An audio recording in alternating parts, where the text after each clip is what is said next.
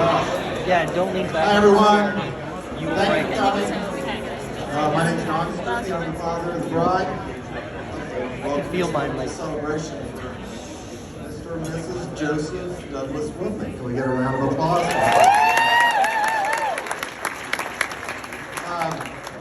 It wouldn't be the same without all of you.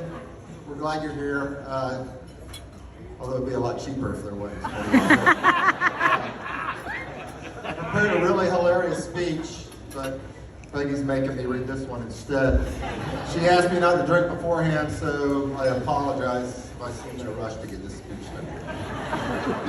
First, thank you for coming. A lot of you traveled a long way. Some of you came from as far as Alaska, and I know it's really tough to travel with weather, COVID. It's a real sacrifice, so we really appreciate all of you, but those that traveled before you get here. Tonight's gonna be a lot of fun. Everything's beautiful and perfect. It's 10 pages long, so you got to drink. And I'd like to thank everyone responsible to make it happen. So many people to thank, but especially Brittany, our planner. And this whole thing has been Carlin's vision, which shows. I mean, it's exquisite. This is the first time I've seen any of this. I'm blown away. But most of all, I want to thank my bride, Peggy. She's worked herself to the bone for the past few months. I love you so much, Peg, and as usual, you go 110% on everything you do. And I think you get a month at the spa after we're done. I'm supposed to talk about memories. I have a lot of memories about Carlin. We've been incredibly blessed with 4 beautiful daughters. We have Carlin, Ellie, Anna, and Julia. And of course, we love them all equally, but tonight Carlin's more equal than as the firstborn to Peggy and I'm the oldest of 5, and so not only was she our firstborn, she was my parents' first grandchild, and Peggy's parents' first grandchild, and all of our brothers and sisters are first niece. So she got a lot of attention, but I don't remember her being a little diva. She actually handled it pretty well. But one thing about Carlin, I remember she always loved books, because we only have one child in the house, so what do we do at night? We read her books over and over and over. And her favorite book was Pat the Bunny. It was one of those little, any of you guys ever remember Pat the Bunny? The little story cardboard book? And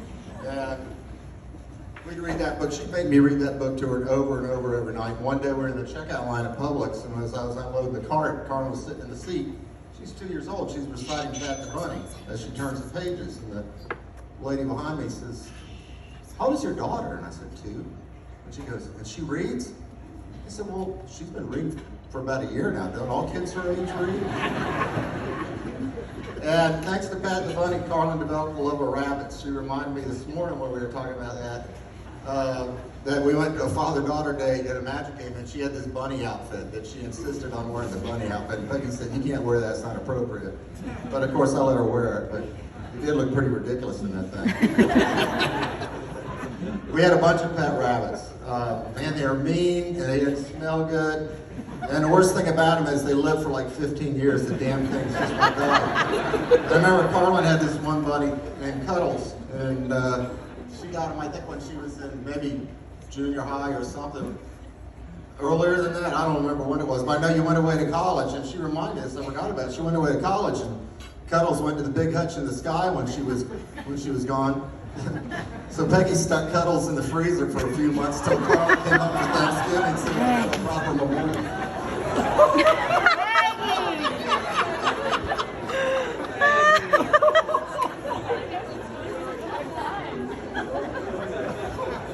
It's always been really easy to be proud of Carlin. Even when she was real little, she was super organized, goal-oriented, thoughtful, and prayerful. One time I had a bunch of skin cancers cut off my face. I went through a bad phase of that. And I came home, I had like a squamous and all kinds of stuff. And I looked like Frankenstein. It was horrible. Carlin was, I don't know, 4 or 5. And the poor thing, she came, I was lying in bed with ice all over me, and she came in and looked at me and just freaked out and ran out. And Peggy came in later that night, and she said, Carlin said the sweetest prayer, but it's kind of funny. And she said, "What'd you say?" And she said, "Dear God, please watch over Daddy and heal him real soon. so he doesn't scare all my friends at my birthday party. So Carlin's always been really thoughtful. And when her sisters came along, she was always great. She was always protecting them, and you know, she was like a second mother. She was nurturing. We never had to push her to study in school. She always loved to learn. Her grades were outstanding. She always picked the right friends. Never got into any trouble, or was smart enough not to get caught, which was always a good thing. At page 3, we only got 7.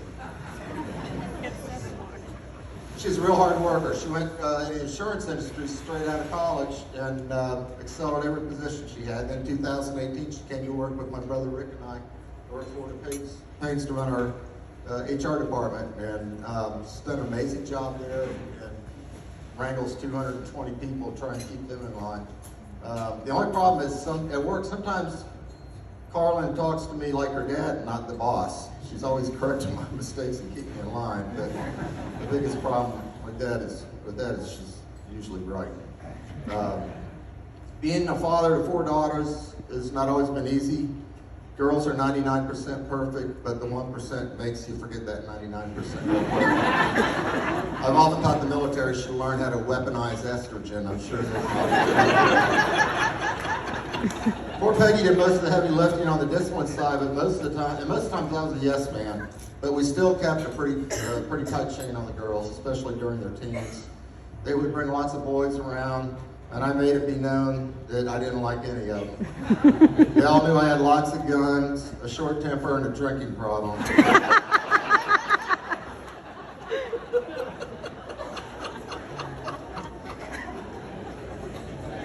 Most of the boys Carlin brought around, Joey, I still have those problems, Joey, just so you know.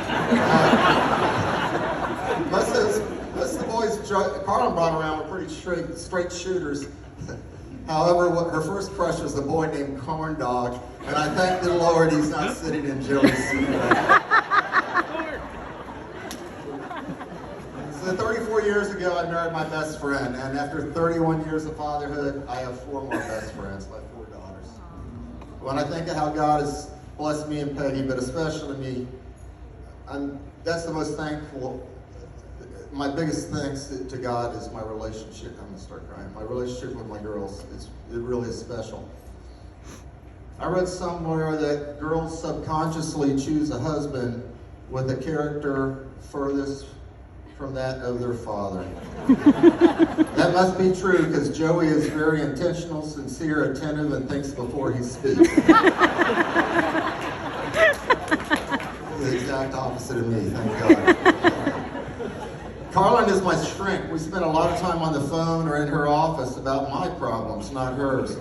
She always helps me get through things I struggle with and is so full of wisdom. I think it's supposed to be the other way around. I'm supposed to counsel her, but our relationship is so transparent. It's really awesome. It's really unique. So having an in-house shrink on the company payroll is really good. If y'all have any problems, get Carlin a call. Everyone keeps asking me if I'm sad that Carlin's getting married, and I can honestly say not really. Although last night I got a little teary when I hugged Carlin goodnight and said, "This is your last night as a Strubie." When Joey came into her world, Carlin lit up like a Christmas tree, so happy and glowy and giggly. None of us had ever seen her behave like that before. It was kind of freaky, but really good. Peggy and I always prayed that God would bring the right man into our daughters' lives. And he answered our prayers with Joey. He makes my little girl so happy and treats her like the treasure she is. And I thank you for that. I'm going to give you a hug. I'm giving you enough hugs today. So what can I say about Joey? Well, we're still getting to know each other, but so far it's been all positive. I've known his dad for over 30 years, and so I knew he came from a great family. When Carlin and Joey first started dating, I ran them through my background check program. I saw no outstanding warrants, bankruptcies, or child support payments. Everyone I asked that knew about Joey said he's a good Christian, super hard worker, and an overall outstanding young man.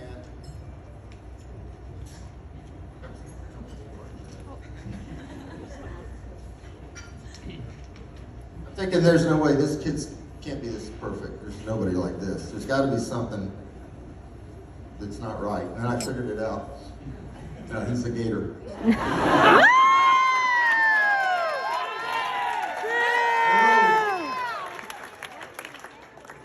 The more I'm around Joey, the more I love him. Even though I never admitted to myself I wanted a son, part of me really did. And today I got one, and a really great one to boot. Peggy said I need to include some words of wisdom for Joey in my speech, so here it goes. If you remember that marriage is simply a union in which one person is always right and the other one is you, you'll be fine. The most effective way to remember your wedding anniversary is to forget it just once. Always remember, never question a choice that Carlin makes. After all, you were one of them.